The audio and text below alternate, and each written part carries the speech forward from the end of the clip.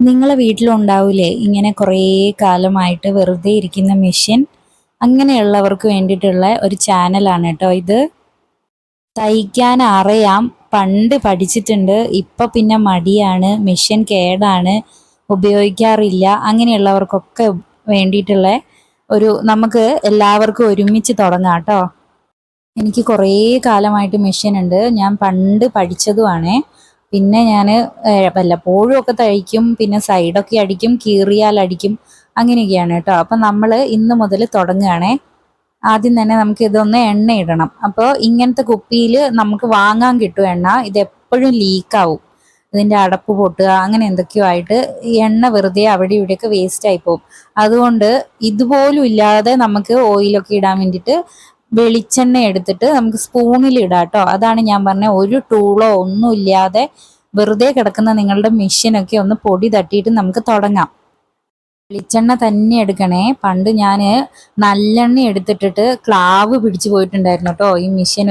ഒരു പ്രാവശ്യം അങ്ങനെ എങ്ങനെയോ ഈ മെഷീനെ രക്ഷപ്പെടുത്തി എടുത്തതാണേ. മെഷീൻ്റെ എണ്ണ ഒഴിക്കേണ്ട സ്ഥലങ്ങളൊക്കെ നിങ്ങൾക്ക് അറിയായിരിക്കും. കുറേ ഓട്ടകളുണ്ട്, അവിടെയൊക്കെ ഒഴിക്കണം. അതിൽ ഓയിലിന് ചിലപ്പോൾ എഴുതി വെച്ചത് മാഞ്ഞൊക്കെ പോയിട്ടുണ്ടാവും.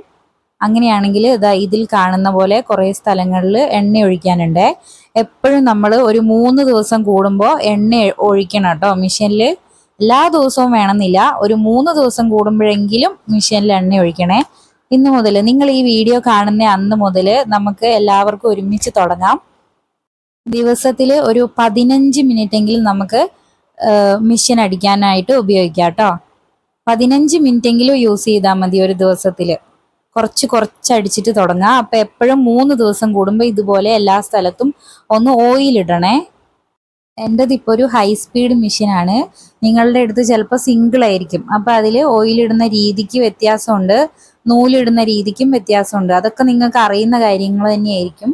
അപ്പം നമ്മൾ ആദ്യമായിട്ട് തന്നെ പഠിക്കാൻ പോകുന്നത് ഒരു പാവാട എങ്ങനെ അടിക്കുക എന്നാണ് കേട്ടോ. സാരീൻ്റെ അടിയിലൊക്കെ യൂസ് ചെയ്യുന്ന അടിപ്പാവാടയില്ലേ, അതിപ്പോൾ എല്ലാവരും വാങ്ങുകയായിരിക്കും ചെയ്യുക. അങ്ങനെയാണ് നമ്മൾ തയ്യൽ പഠിക്കാൻ തുടങ്ങുക. അപ്പോൾ നമ്മളിന്ന് അടിപ്പാവാടയാണ് കേട്ടോ. ഇന്നില്ല, അടുത്ത നെക്സ്റ്റ് വീഡിയോ അടിപ്പാവാട അടിക്കുന്ന മെഷർമെൻറ്റ്, എങ്ങനെയാണ് അത് വെട്ടേണ്ടത്, എന്നിട്ട് എങ്ങനെയാണ് അടിക്കേണ്ടത്, അതാണ് നമ്മൾ കാണിക്കാൻ പോകുന്നത്. പുതിയ തുണിയൊന്നും വേണ്ട, നിങ്ങളുടെ പഴയ ഹസ്ബൻഡിൻ്റെ മുണ്ടോ അങ്ങനെയുള്ളതൊക്കെ എടുത്തിട്ട് നമുക്ക് അടിച്ച് പഠിക്കാം കേട്ടോ. ഞാനും അങ്ങനെ തന്നെയാണ് ചെയ്യാൻ പോകുന്നത്. ഞാനിപ്പോൾ ഒരു ക്ലാസ്സിന് പോകുന്നുണ്ട്. അപ്പോൾ അവിടുന്ന് കിട്ടുന്ന നോട്ട്സ് വെച്ചിട്ടാണ് ഞാൻ നിങ്ങളെ പഠിപ്പിക്കാൻ പോകുന്നത്. എൻ്റെ കൂടെ പഠിക്കാൻ താല്പര്യമുണ്ട് എന്നുണ്ടെങ്കിൽ ഒന്ന് സബ്സ്ക്രൈബ് ചെയ്ത് കൂടെ കൂടിക്കോ കേട്ടോ. ഇനി നിങ്ങൾ ഇതേപോലെ തന്നെ ആരെങ്കിലും മെഷീൻ വെറുതെ വെച്ചിരിക്കുന്നുണ്ടെങ്കിൽ അവർക്കും കൂടി ഇത് അയച്ചു കൊടുത്തേക്കേ. എന്നിട്ട് നമുക്ക് എല്ലാവർക്കും അങ്ങോട്ട് തുടങ്ങാം. എന്തെങ്കിലുമൊക്കെ അടിക്കാം. കുറേ അടിച്ചു കഴിയുമ്പോൾ, നമുക്കിങ്ങനെ ഓരോന്ന് അടിക്കാനുള്ള ഐഡിയ കിട്ടും. അപ്പോൾ നമുക്ക് നമ്മളുടെ മെഷീനും വെറുതെ ആവൂല. സൈഡൊക്കെ അടിച്ചു കൊടുത്ത് ഓൾട്രേഷനൊക്കെ ഇപ്പോൾ ഭയങ്കര പൈസയാട്ടോ പുറത്ത് കൊടുത്താലൊക്കെ. അപ്പോൾ അതൊക്കെ ചെറുതായിട്ട് വീട്ടിലിരുന്നിട്ട് നമുക്ക് വരുമാനം ഉണ്ടാക്കാം കേട്ടോ. എണ്ണയൊക്കെ ഇട്ട് കഴിഞ്ഞിട്ടുണ്ടെങ്കിൽ ബാക്കിയുള്ള എണ്ണയൊക്കെ നമുക്കിങ്ങനെ തുടച്ച് വൃത്തിയാക്കാം. എൻ്റെ ഇവിടെയുള്ള ഇത് പെയിൻ്റൊക്കെ ഇളകി പോകുന്നതുകൊണ്ടാട്ടോ ഞാനതൊന്നും ചുരണ്ടാത്തത്.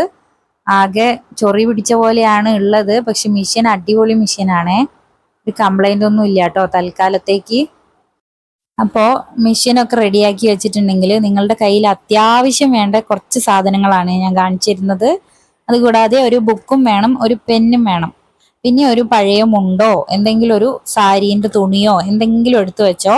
അടുത്ത വീഡിയോ നമുക്ക് പാവാട എങ്ങനെ അടിക്കുകയെന്ന് പഠിക്കാം. എൻ്റെ കയ്യിലൊക്കെ ഇപ്പം ഉള്ള സാധനങ്ങളാണ് ഞാൻ കാണിച്ചിരുന്നത്. ടാപ്പ്, കത്രികേൻ്റെ നൂല് മാത്രം വെട്ടാനുള്ള ചെറിയ കത്രികയുണ്ട്. അത് നിർബന്ധമൊന്നുമില്ല കേട്ടോ, ഈ കത്രിക ഉണ്ടായാൽ തന്നെ മതി. ഇത് തന്നെ അടുക്കളയിൽ യൂസ് ചെയ്യുന്ന കത്രികയാണ്. പുതിയതൊന്ന് വാങ്ങിയിട്ട് ഞാൻ തുണി വെട്ടാൻ വേണ്ടി എടുക്കുന്നു, അത്രയേ ഉള്ളൂ. ഇത് നമ്മൾ നൂല് വെട്ടുന്നത്, ഇത് വേണമെന്നൊന്നും നിർബന്ധമൊന്നുമില്ല കേട്ടോ, ഈ കത്രിക തന്നെ ഉപയോഗിക്കാം. ഇത് പിന്നെ കുറച്ച് നിർബന്ധമുള്ള കാര്യമാണ്.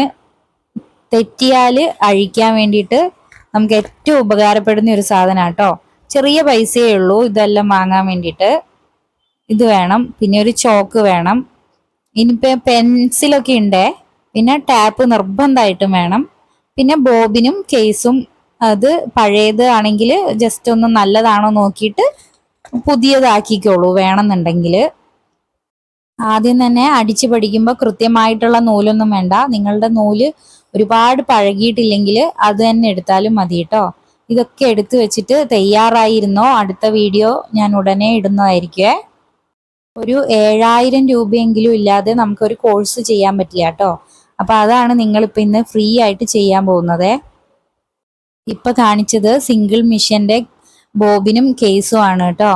ഇതെനിക്ക് ആവശ്യമില്ല, ഞാൻ തയ്യൽ പഠിക്കാൻ പോകുന്ന സ്ഥലത്തേക്ക് വേണ്ടിയിട്ട് വാങ്ങിയതാണേ. അപ്പോൾ ഇന്നത്തെ വീഡിയോ ഇത്രയേ ഉള്ളൂ. എല്ലാവരും സബ്സ്ക്രൈബ് ചെയ്യുക, സപ്പോർട്ട് ചെയ്യുക കേട്ടോ.